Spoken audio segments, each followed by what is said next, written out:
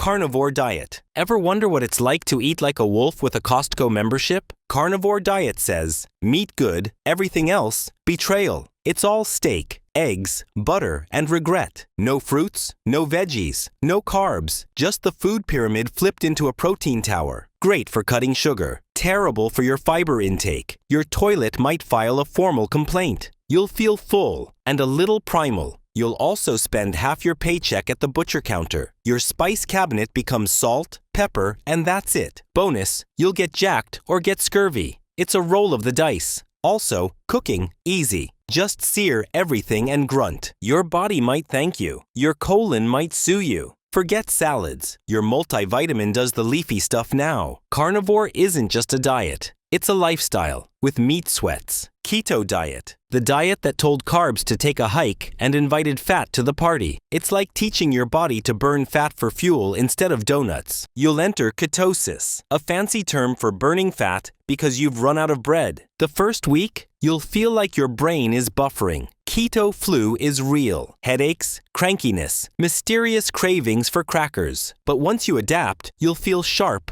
lean, and kinda smug about turning down pizza. Your meals become eggs, bacon, cheese, and something green just for looks. Just don't get too cocky. Eat too many calories and you'll stall faster than a carb-addicted sloth. Spoiler: carbs are delicious. You will miss them like an ex you swear you're over. One dinner roll and it's all over. You're crying in a bakery. Still, for fat burning with flair, keto brings the heat. And also, a weird obsession with avocado. OMAD, gallon of milk a day. You ever look at a cow and think, yeah, I could drink a gallon of that? Welcome to OMAD, the diet that screams, calories now, louder than your metabolism ever could. 1 gallon of whole milk a day, because apparently 2,400 calories of creamy chaos is the move. It's made for skinny dudes who vanish when they turn sideways. Perfect if you're trying to go from twig to tree. And don't mind milk becoming a personality trait. Expect protein gains, lactose-fueled acne,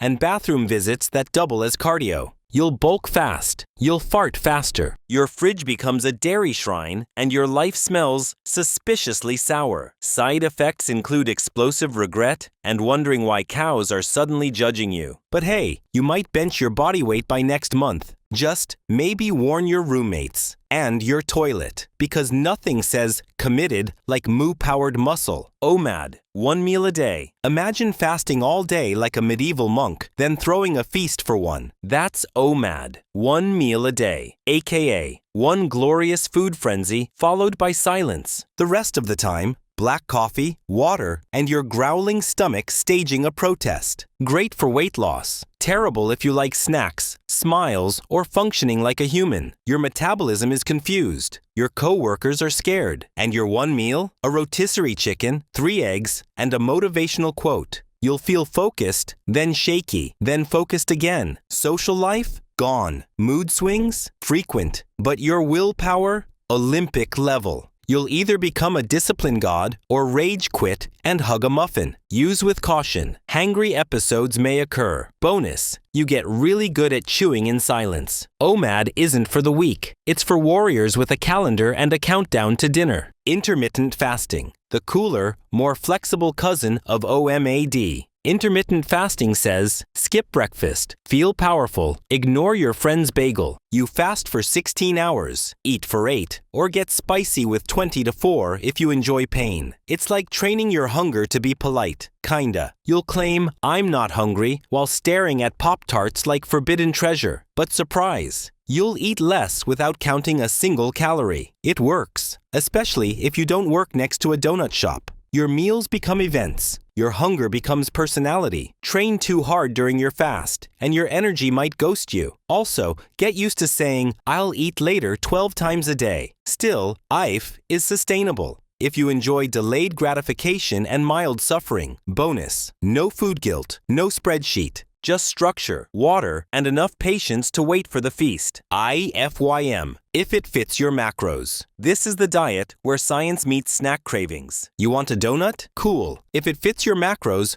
go off, legend. Protein, carbs, fat. That's your holy trinity. You become a macro-calculating wizard or a math-weary goblin crying over tortilla chips. It's flexible, it's freeing, it's also kind of exhausting. You'll download 6 apps just to justify eating Pop-Tarts. Meal prep becomes a chemistry experiment with whey protein and sadness. Friends ask what you're eating, and you say 32 grams of protein, 8 grams of fat, 41 grams of carbs. Yes, it works, especially if you love numbers and hate food guilt. But don't get lazy. If it fits isn't code for live-off gummy bears. You can still hit your goals, even if your dinner looks like a kindergarten snack pile. ITFYM, where fitness meets flavor, and tracking turns into a full-time job. Vegetarian diet. Vegetarianism, where animals get a pass, but eggs and cheese still make the cut. You'll live off plants, grains, and soy-based everything with questionable textures. Your protein comes from beans, tofu, and that one veggie burger that tastes like a yoga mat. You'll be healthier, maybe happier, unless you hate legumes. And yes, someone will ask you every 3 days, but where do you get your protein? Answer louder than necessary while flexing with a block of tempeh. You'll learn to love lentils, fear bacon cravings, and shop like a Whole Foods pro. There's less grease, more greens, and possibly more gas. Thanks, chickpeas. It's doable, especially with a good seasoning game. Just prepare for every cookout to become a philosophical debate. Bonus: cows love you now. Vegetarian isn't a diet, it's a personality, preferably dressed in quinoa. Vegan diet: no meat, no dairy, no eggs, no honey, no chill. Just kidding, kind of. It's the planet-friendly diet with a side of almond cheese. Your meals: chickpeas, kale, and 57 products pretending to be bacon. You'll say plant-based a lot and learn which nut milk doesn't taste like regret. Grocery shopping turns into a scavenger hunt for hidden whey. Muscle building? Possible. But it's like bench pressing with tofu dumbbells. You'll glow with plant-powered smugness and probably a B12 supplement. Smoothies become meals. Bowls become lifestyle. Your blender becomes religion. You'll annoy people on Instagram without even trying. But hey, done right, it's super healthy and ethically awesome. You're not just eating, you're saving the world. And if someone says, "But bacon though?" you smile, because your oatmeal lentil nutritional yeast glow-up speaks for itself.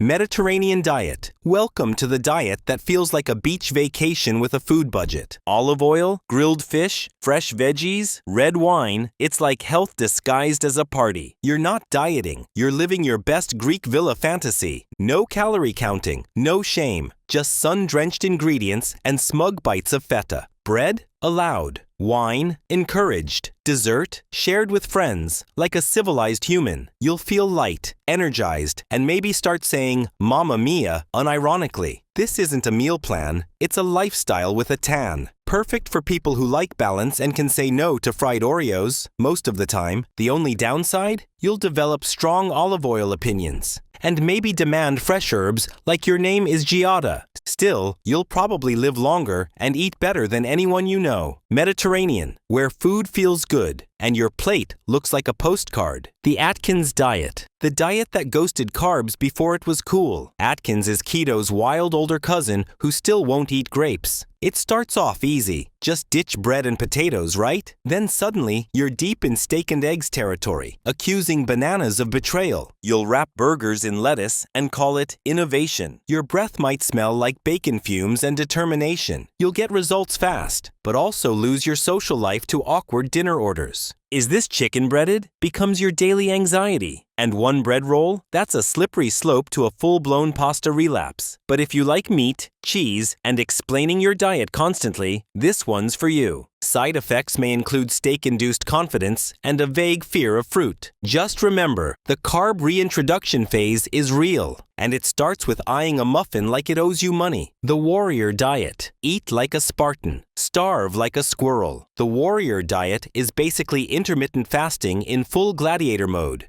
You fast all day, maybe a snack here and there. Then you eat one huge feast at night, like a king raiding the fridge. No breakfast, no lunch, just a slow descent into hunger madness. Dinner looks like you robbed a medieval banquet. You'll feel disciplined, and also borderline feral by 6 p.m. Your coworkers will offer snacks. You'll growl. Socializing before sunset? Forget it. You'll become nocturnal and weirdly obsessed with rotisserie chickens. Sure, it's great for mental focus and fat burning, but also great for crying softly at 3 p.m. The warrior diet is not for the faint of heart or the snack happy. It's ancient, intense, and powered by hunger and honor. Just don't forget to hydrate. Spartan Rage doesn't cancel dehydration. Paleo diet. Ever feel like your body was built for the Stone Age but trapped in a Pop-Tart aisle? Paleo says, if a caveman didn't eat it, neither should you. That means no grains, no dairy, no processed anything. Just meat, veggies, berries, and the smugness of knowing you're better than bread. You'll meal prep like a hunter-gatherer with Wi-Fi. Breakfast?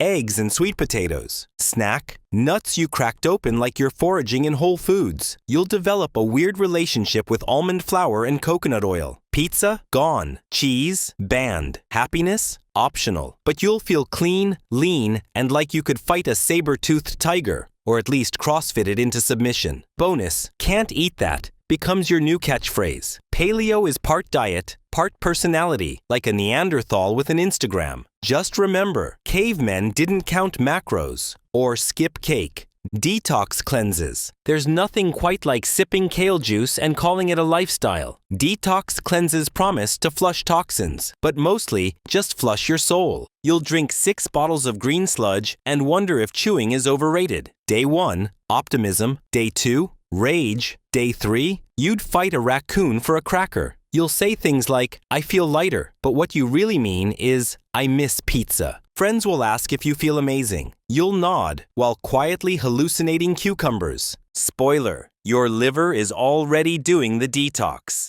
You're just spending $60 to feel hungry in style. You'll glow, sure, but also shake every time you smell bread. One upside, you'll save time by skipping meals and social events. Detoxing might work short term, but your digestive system would prefer fiber, water, and chill. Your body's not a clogged sink. Put the celery down. Flexitarian diet. Want to be healthy, but also want ribs on Saturdays? Welcome to the flexitarian diet, where kale and kielbasa can coexist. You mostly eat plants, grains, and legumes, and sometimes steak when the moon is right. It's like vegetarianism, but with cheat codes. There are no strict rules, just strong suggestions and a forgiving food tracker. It's ideal if you like moderation, not martyrdom. You'll say things like, I eat clean, except weekends, birthdays, and any time I pass a taco truck. Your grocery cart is 70% produce, 30% wild decisions. You'll impress your doctor and still enjoy cheese fries now and then. Flexitarianism is healthy-ish and chill, perfect for foodies who fear commitment. You're not vegan. You're not carnivore. You're Switzerland with a fork. And honestly, that's balance, baby. Whole30 diet. Whole30 is less of a diet, more of a 30-day culinary survival course. No sugar, no grains, no dairy, no legumes, no mercy. If it tastes good, it's probably banned. You'll read food labels like you're defusing a bomb. Is mustard Whole30? Becomes your new 2 a.m. crisis. One slip, one crouton, and it's back to day 1. Your meals, eggs, sweet potatoes, and sheer willpower. Week 1, rage. Week 2, tears. Week 3, enlightenment. By day 25, you're glowing with energy and unshakable smugness. Social life? Declined. You'll say, I'm on Whole30 like it's a personal development seminar. Then comes day 31. Do you reintroduce food slowly or sprint toward a donut like it's the finish line at a hunger marathon? Whole30 isn't forever. It's a cleanse, a challenge, a nutritional trust fall, and somehow it works.